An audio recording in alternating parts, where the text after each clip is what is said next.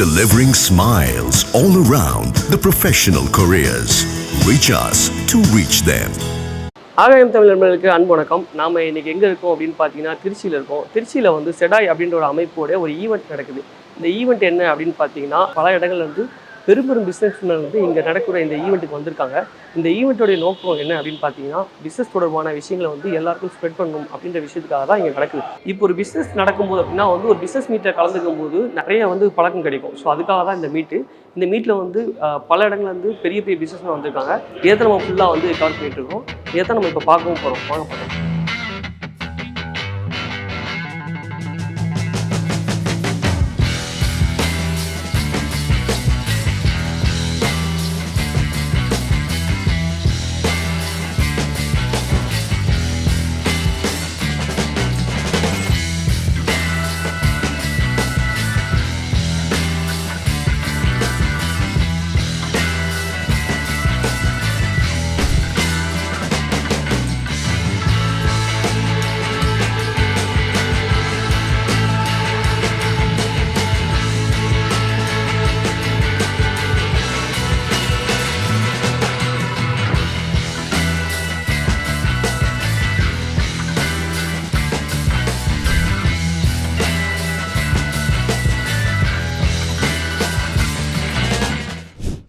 So driving force அப்படின்றது இப்போ யாருன்னா என்னென்னு கேட்டால் என்ன சொல்லுவீங்க? உங்களோட மிகப்பெரிய டிரைவிங் ஃபோர்ஸ் என்னது? செடாய். ஓகே, பிகாஸ் இங்கே நம்ம சந்திக்காமல் போயிட்டாலே நம்ம தனிமையில் இருந்து அடடா என்னடா இது இவ்வளோ ஃபீரியஸாக அப்படின்ற மாதிரி யோசிக்கவே தேவையில்லை. ஏன்னா மக்களை சந்திக்கும் போது நம்ம சந்தோஷமாகிடும். This is our driving force அப்படின்றத புரிஞ்சுங்க. ஓகே, அண்ட் உங்களுக்கு எல்லாருக்குமே தெரியும் இந்த ஹார்ட் ஒர்க்கா ஸ்மார்ட் ஒர்க்கா அப்படின்லாம் பேசுவாங்க தெரியுங்களா? நிறைய ட்ரெயினர்ஸ் இந்த ஒரு வார்த்தையை சொல்லுவாங்க, you want to put smart work, எல்லாம் ஸ்மார்ட் ஒர்க்குன்னு சொல்லுவீங்களே. ஆனால் உங்களுக்கு எல்லாருக்கும் ஒரு விஷயம் தெளிவாக சொல்லிக்கிறேன், இதுதான் ஸ்மார்ட் ஒர்க் அப்படின்னு தெரிஞ்சுக்கிறதுக்கு, இதுதான் ஸ்மார்ட் ஒர்க்குன்னு தெரிஞ்சுக்கிறதுக்கு நீங்கள் நிறைய ஹார்ட் ஒர்க் பண்ணியிருக்கணும். புரியுதா? ஏன்னா இவ்வளோ ஹார்ட் ஒர்க்கும் போட்டாதான் எது ஸ்மார்ட் ஒர்க்குன்னு தெரியும். ஹார்ட் ஒர்க்கே பண்ணாதான் ஸ்மார்ட் ஒர்க் தெரியறதுக்கு வாய்ப்பு கிடையாது. ஸோ கண்டிப்பாக நீங்கள் எல்லாருமே அந்த ஒரு ஹார்ட் ஒர்க்கை போட்டுட்டு தான் இந்த ஒரு இடத்துக்கு வந்திருப்பீங்க. இன்னும் நிறைய சொல்லணும் அப்படின்னா எனக்கு கொடுக்கப்பட்ட நேரம் 15 நிமிஷம். அதில் வந்து ஒரு 13 நிமிஷம் எடுத்திருக்கேன்.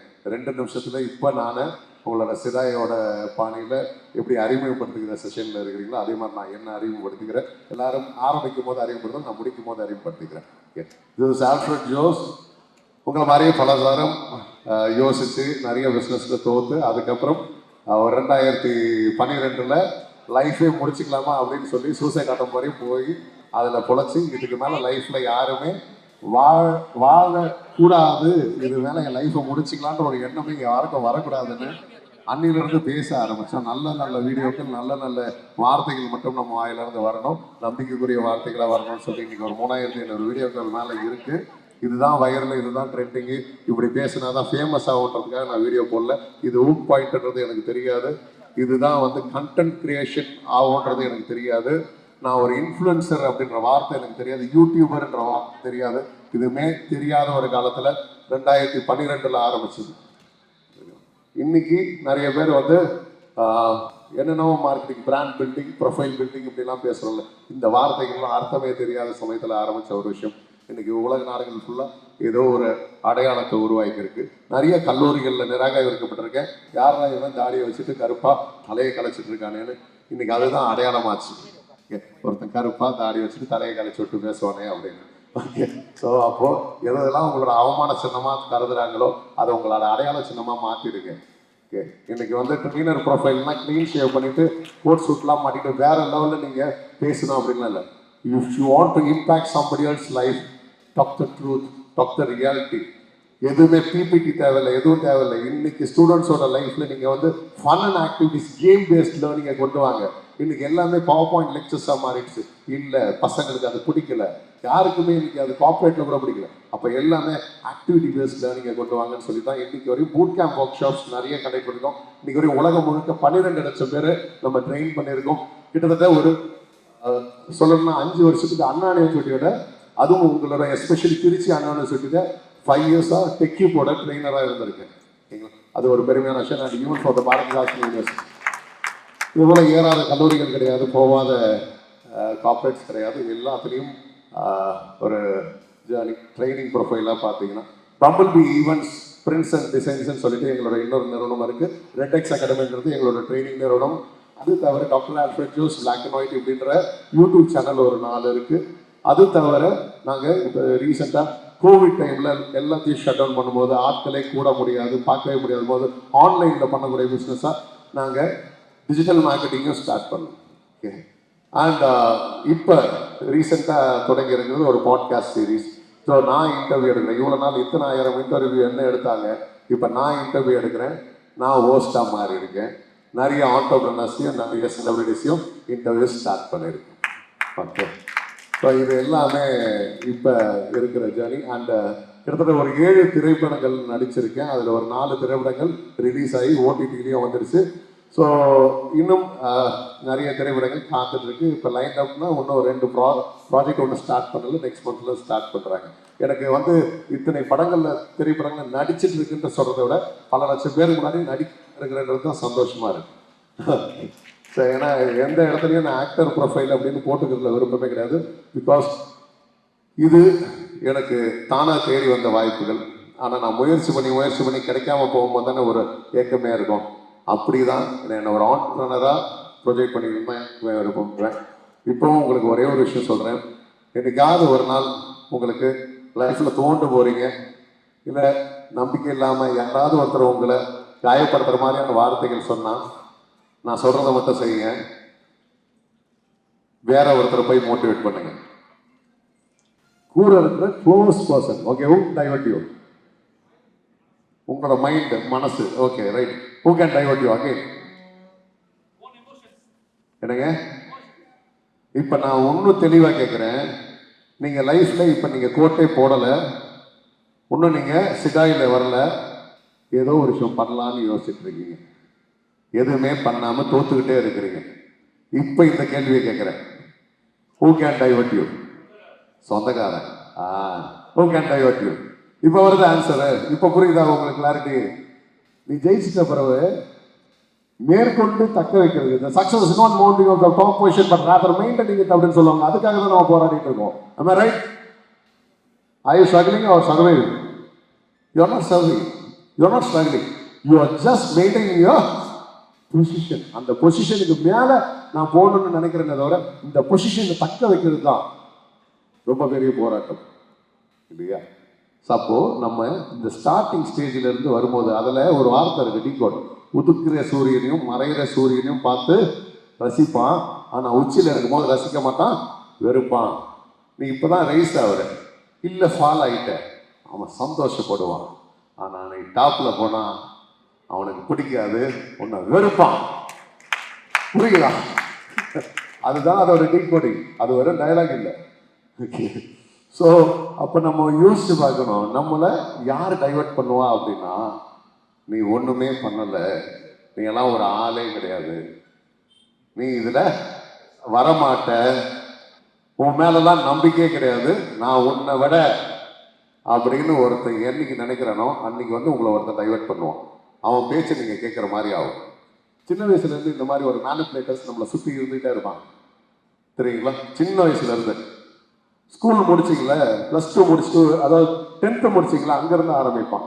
இந்த குரூப்பை எடுன்றதுலேருந்து நீ இந்த குரூப் எடு +1 அப்படின்னு ஆரம்பிச்சு, +2 முடிச்சிங்கள, இந்த ஸ்கோப் எடு அப்படி, இதில் ஸ்கோப் இருக்கு, இந்த கோர்ஸ் எடுத்தா ஸ்கோப் இருக்கு. நான் சொல்கிறேன், இங்கே உட்காந்துட்டு இருக்கிற அத்தனை பேரும் படித்த படிப்புக்கும் பண்ணுற வேலைக்கும் சம்மந்தமே இருக்காது. ஆமா ரைட்?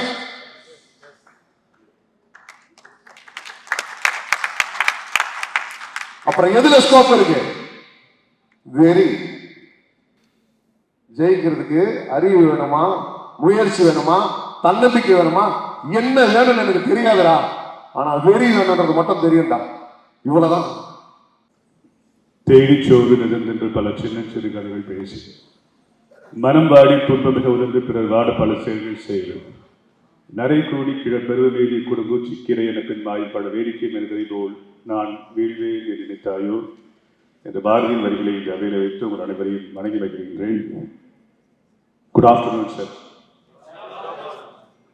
நல்லதொரு அருமையான விழாக்களே என்னை அழைத்தமைக்காக நான் சார்ந்திருக்கக்கூடிய அனைத்து அமைப்புகளின் சார்பாக வாழ்த்துக்களும் வணக்கங்கள்.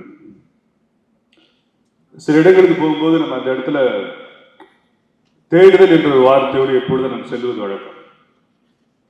நான் ஒரு சிறப்பு விருந்தினராகவே நான் எப்பொழுதும் பாவித்துக் கொள்வது கிடையாது. இந்த வாழ்க்கையினுடைய அனைத்து காலகட்டங்களிலும் ஒரு மனிதன் 36,500 நாட்களுக்கு மேல் அவன் வாழ்ந்துவிடவே முடியாது என்று நான் தீர்க்கமாக நினைப்பவர். நான் கோடிகளிலும் லட்சங்களிலும் இந்த உலகத்தை நீங்கள் புரண்டாலும், you want to be multi-millionaire and billionaire ஆக இருந்தாலும், the God is blessing you, you can live in this world not more than 100 years. You can multiply 100 in 360, you will get 36,500 complete days. The 7th July 2026ல ரொம்ப அமைதியாக நிதானமாக பேச இதே ஹாலில் 7th July 2126 எனக்கு பேசணும் எனக்கு ஆசை இருக்குது. ரியாஸை பார்க்கணும்னு ஆசை இருக்குது, பக்ரீதில் பார்க்கணும்னு ஆசையாக இருக்குது, ஜோஸை பார்க்கணும்னு ஆசையாக இருக்குது. It is completely impossible. அப்போ எது பாசிபிள் அப்படின்னா, நாம் இருக்கக்கூடிய இந்த காலத்தில் let us make it more meaningful and impactful and purposeful. Can you get a yes now? Can you get a yes sir? ஒரு சில இடங்களில் ஒரு இடத்துல போய் உட்கார்ந்த பிறகு ஏன் போய் உட்காரணும்னு நீ நினைச்சிடாது. யாருக்கு எந்த இடத்துல எந்த விதமான நல்ல கண்டென்ட் கிடைக்கும் யாருக்குமே தெரியவே தெரியாது. நான் அடிப்படையில் ஒரு புத்தகம் எழுதிட்டு இருக்கிறேன், பஞ்சாயத்து யூனியனிலிருந்து பிரிட்ஜ்பிலானி வரை என்ற ஒரு புத்தகம். என்னுடைய சக நண்பர்கள்லாம் எல்கேஜி யூகேஜி படிக்கிறப்ப ஐ திங்க் நான் மட்டும் இப்படி 1ஆம் வகுப்பு சேர்ந்த மாணவன். But with the blessings of God and I'm standing before you as a Rotary International Vice President, it is not that easy. அது உங்களுக்கு வித்தியாசமான முறையில் சொல்லணும் அப்படின்னா, United Nations is the most important organisation in the world. அந்த United நேஷன்ஸ்ல சார்ட்டரை ready பண்ணதே த rotary international தான். 122 years இருக்கிற அந்த ஆர்கனைசேஷன்ல 1.2 மில்லியன் ரொட்டேரியன்ஸ், 220+ கண்ட்ரி. அதுல இன்னொரு வார்த்தை இருக்கு, யுனைடெட் நேஷன்ஸ் அப்ரூவ் பண்ணதே less than 200 தான்.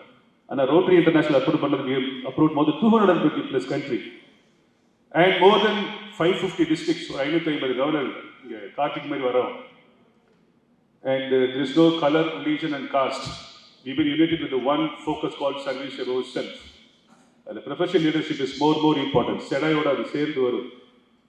எனக்கு தெரிந்த வரையில் 122 வருடங்களில் 4வது இந்தியனாக, 1வது தமிழனாக உங்கள் முன்பே இருக்கிறாங்க. கைத்தட்டிய 30% நன்றி சார்.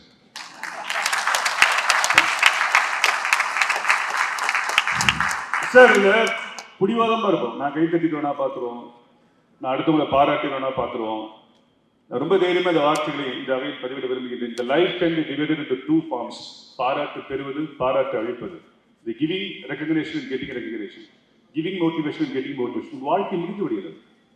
சின்ன வயசுல இருந்து டீச்சர் தன்னோட பேர் சொல்லாம அடுத்தவங்களை கூப்பிட்றப்ப என் பேர் வராதா, என் ஃப்ரெண்டு அடுத்தவங்களை கூப்பிட்றப்ப என் ஃப்ரெண்டு என்னை கூப்பிட மாட்டாங்க. அந்த identity crisis all time important. நீங்கள் இந்த உலகத்தில் வளர வேண்டும் என்று சொன்னால், I want to go with the slowest this, நீங்கள் இந்த உலகத்தில் வளர வேண்டும் என்று சொன்னால் நீங்கள் செய்ய வேண்டிய ஆகச்சிறந்த காரியம் அடுத்தவர்களை பாராட்டுவது. Can you get a big yes sir?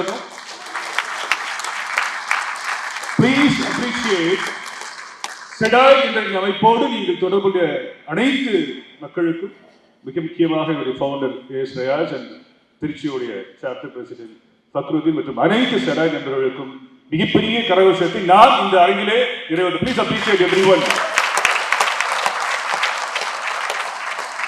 அதே சம்டைம் என்ன தோணுன்னா, ஒன்று அதிமேதாவி கருத்துல கைத்தட்டாம இருக்கும், என்ன வேணாலும் சொல்லி கைத்தட்டாம இருக்கிறது 2வது. 3வது நான் ஒருத்தர் கேட்டேன் பேசி முடிச்சப்ப, ஏன்னா இந்த வசந்த மால ஒரு பெரிய அட்வான்டேஜ் என்ன, கடைசி வரைக்கும் தெரியும் யார் கைத்தட்டாங்க யார் கைத்தட்டல, யாரெல்லாம் உட்காந்து கதை பேசிட்டு இருந்தாங்க, யாரெல்லாம் போன்ல பேசுறாங்க, எல்லாமே தெரியும்.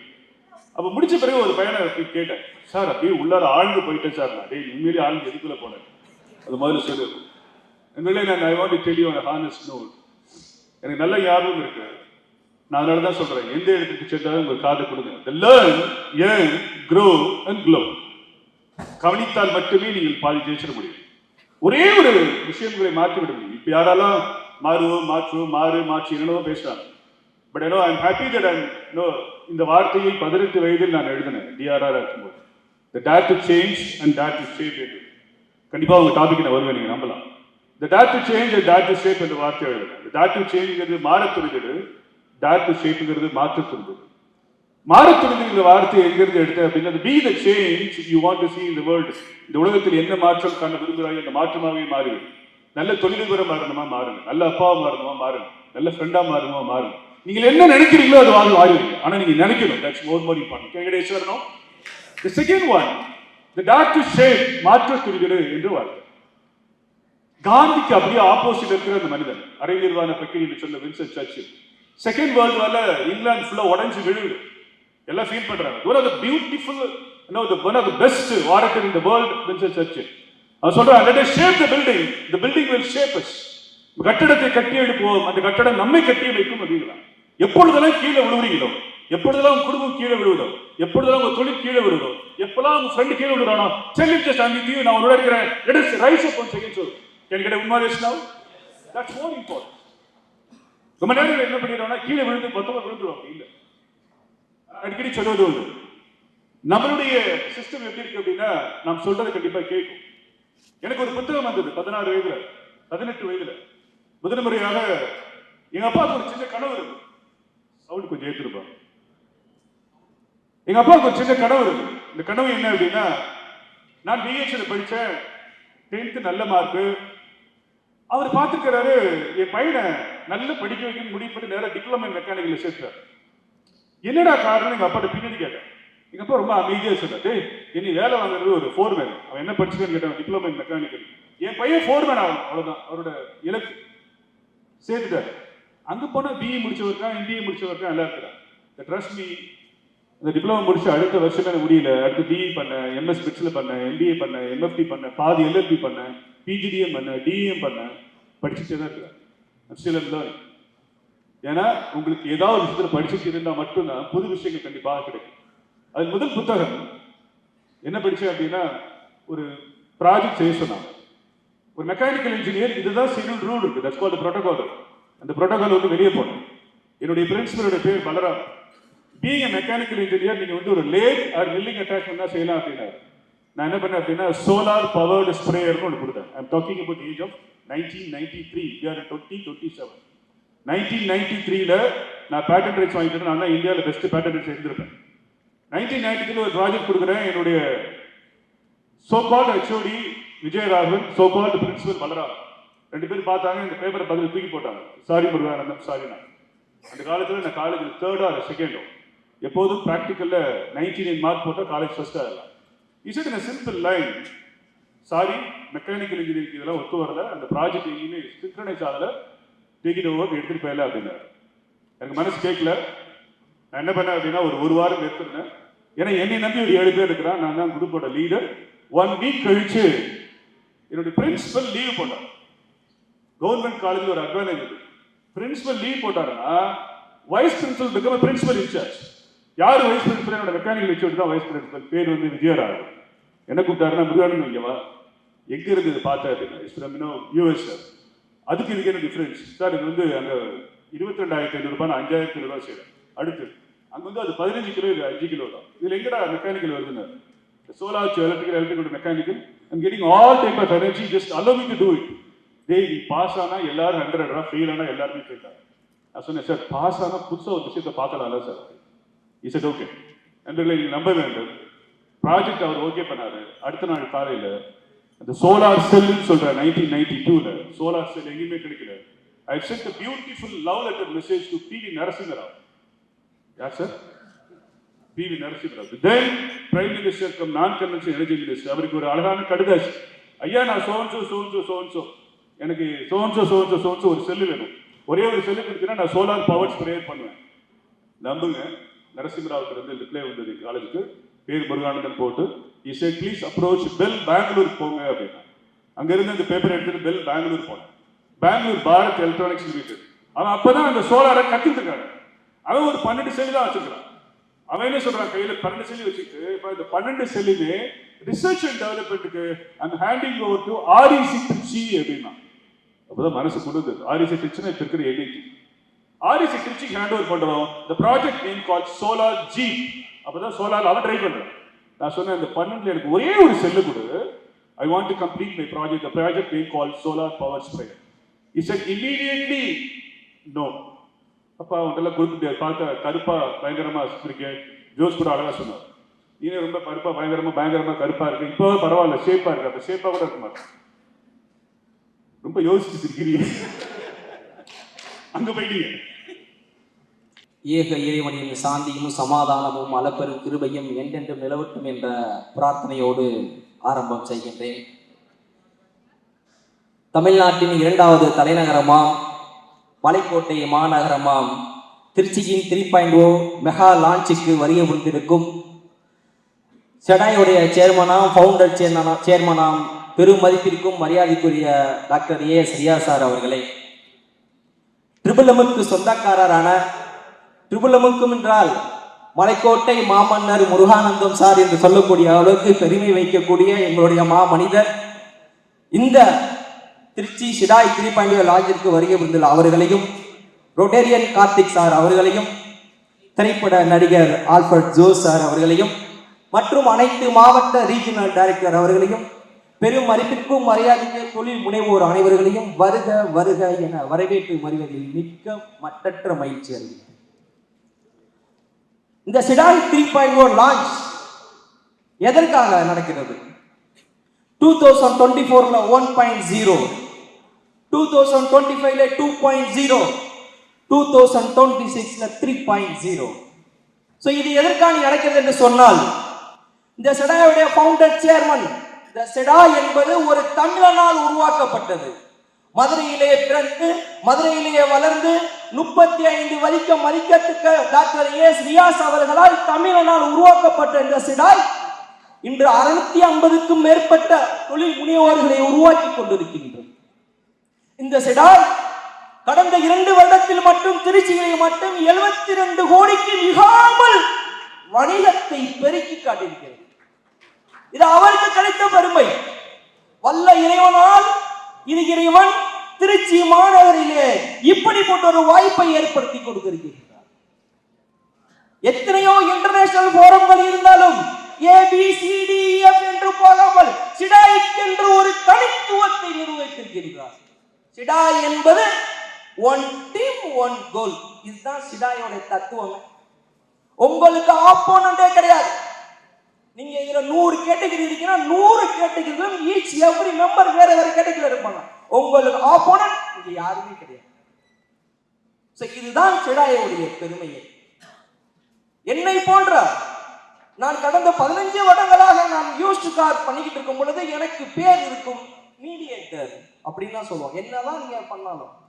ஆனால் என்னை இந்த ஷெடாயில் சேர்ந்ததுக்கு அப்புறம் என்னை அவர் மாற்றினார். என்னுடைய founder chairman, twin car showroom சொல்லுங்க சார் அப்படின்னு சொல்லி என்னை ஷோரூமாக மாற்றி ஒரு ஷோரூமுக்கு அதிபராக மாற்றிய பெருமை என்னுடைய சேர்மனை சார். இப்படி என்னை போல் சிறு குறு வணிக நிர்வாகிகளை மிகப்பெரிய தொழிலதிபர்களாக ஆக்கக்கூடியது இந்த ஷெடாய். இவர் முகஸ்துதிக்காக மேடை பேச்சுக்காக சொல்ல வேண்டிய அவசியம் எனக்கு இல்லை. ஏன் என்று சொன்னால், நான் ஷெடாயோடு இதையோடு ஒன்று ஒப்பிட்டு பேச வேண்டும் என்று ஆசைப்பட்டேன். நேற்று பையன் கூட அவர்கிட்ட உட்கார்ந்து டிவி பார்த்துட்டு இருக்கப்ப நிறைய விஷயங்களை பார்த்தேன். அப்போ ஒன்னே ஒன்று எனக்கு மட்டும் தோணுச்சு. நிறைய மிருகங்கள் காட்டுல இருக்கு, ஆனா அவங்க எல்லாம் சேஃப் ஜோனுக்கு வந்துருவாங்க. நீங்க பாத்துருக்கீங்களா? காட்டுக்கே ராஜா சிங்கம், ஆனா அதை நீங்க கூண்டுல போட்டீங்கன்னா 3 நேரம் சாப்பாடு போட்டு பேசாம இருக்கும். உடனே பருமனான யானை, அதை சர்க்கஸ்ல பார்க்கலாம். ஆனா நீங்கள் பார்க்க முடியாத, கூண்டிலையும் அடைக்க முடியாத, சர்க்கஸில் பார்க்க முடியாத ஒரே ஒரு மிருகம் என்று சொன்னால் ஓநாய். அதோட ஸ்பெஷாலிட்டி என்னன்னு தெரியுமா? அந்த உல்ஃபோட ஸ்பெஷாலிட்டி என்னதான் பசியா இருந்தாலும் அடுத்த மிருகம் அடிச்சு போட்டதை ஒரு காலம் சாப்பிடாது. தான் எவ்வளவு பசியாக இருந்தாலும் தான் வேட்டையாடி உண்டும். அதுதான் உல்ஃபோட ஸ்பெஷாலிட்டி. சேம் அதேதான் இங்கு நாங்கள் ஷெடாயை சிந்தி கொண்டிருக்கின்றோம். ஷெடாயும் எவ்வளவு பச்சையாக இருந்தாலும் அதை நாங்கள் காப்பி பேஸ்ட் பண்ணக்கூடிய அவசியம் எங்களுக்கு இல்லை. ஷெடாய்க்கென்று ஒரு தனித்துவம் எங்களுக்கு உண்டு. ஷெடாய் உல்ஃபுக்கு ஒரு நல்ல ஸ்பெஷாலிட்டி இருக்கு. யூனிட்டியா போயிடும் வேட்டையாடும்.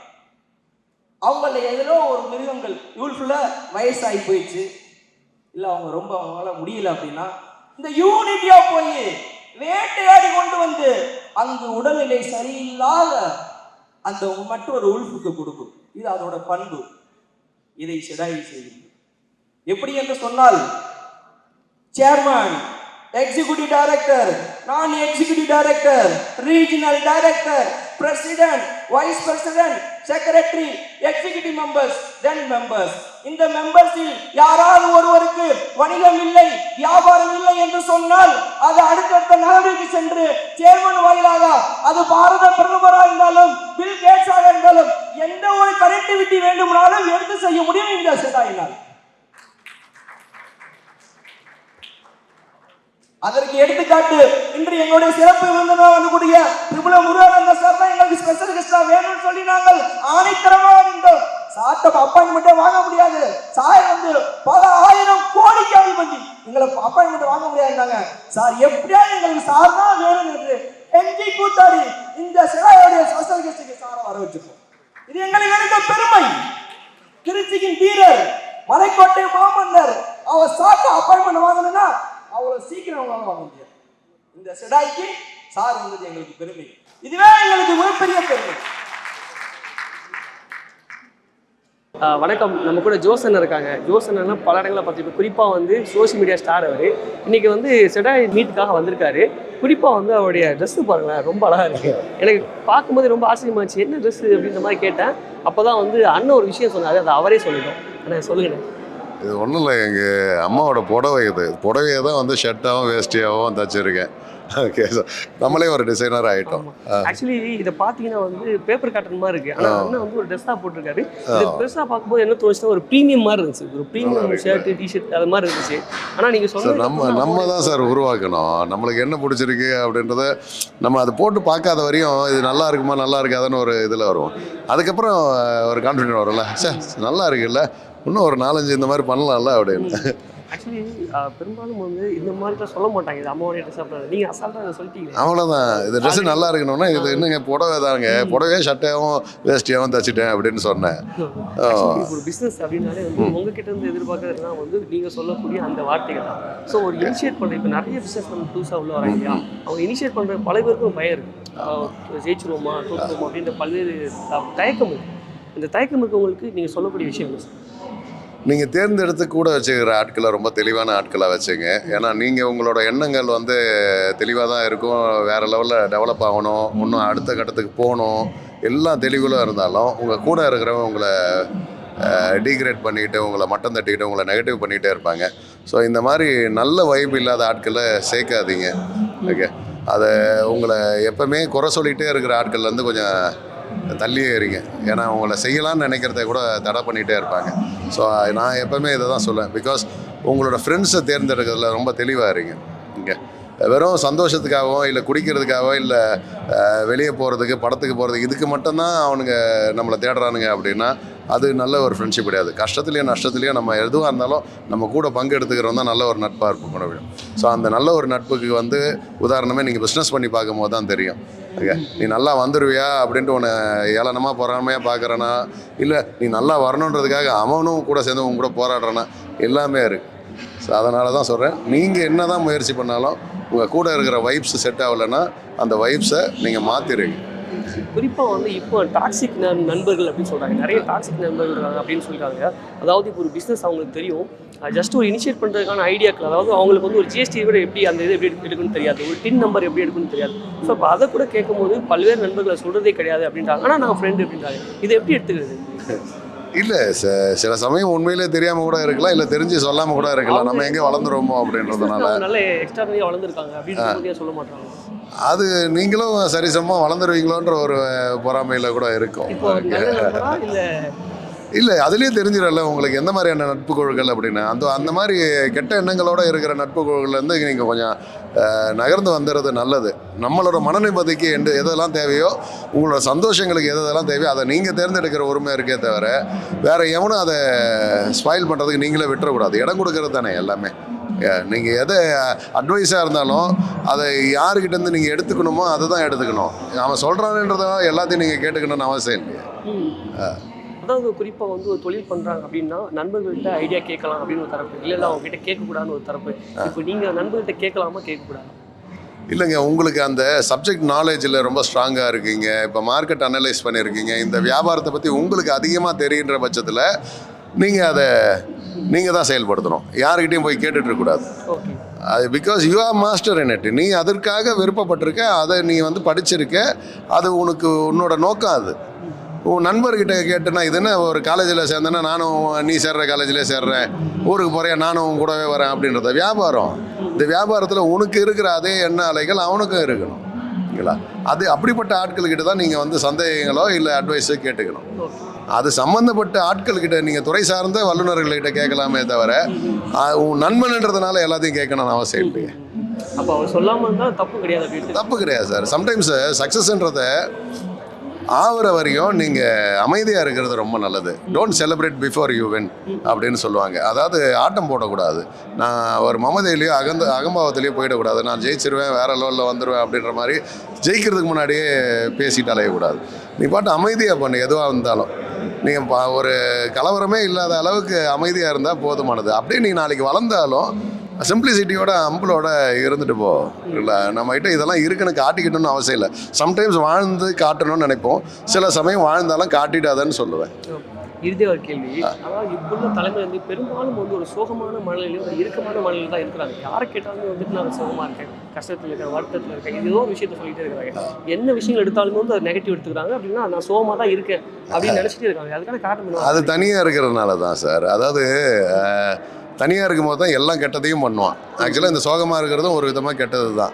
உங்களை நீங்களே டம்ப் பண்ணுறது, சிம்பதி சீக்கிரம் இருக்கிறது, உங்களை அனுதாபப்பட்டுக்கிறது, உங்களுக்கு நீங்களே யாருன்னா பாவம் பார்க்க மாட்டாங்களா, இல்லை நீ சாப்பிட்டியா இல்லையான்னு கேட்க மாட்டாங்களா, இப்படி எதையாவது ஒரு குறையாவே உங்கள் வாழ்க்கை வீணாக போகுது, எனக்கு ஏன் இப்படி ஆயிடுச்சு அப்படின்னு நொந்துக்கிறதுல நீங்கள் ரொம்ப ஜாலியாக இருக்கிறீங்க. அதில் ஆக்சுவலாக அது அந்த மாதிரி யோசிக்கிறதே உங்களுக்கு சந்தோஷமாக இருக்குது. அடிக்ஷன் ஆகிடுது.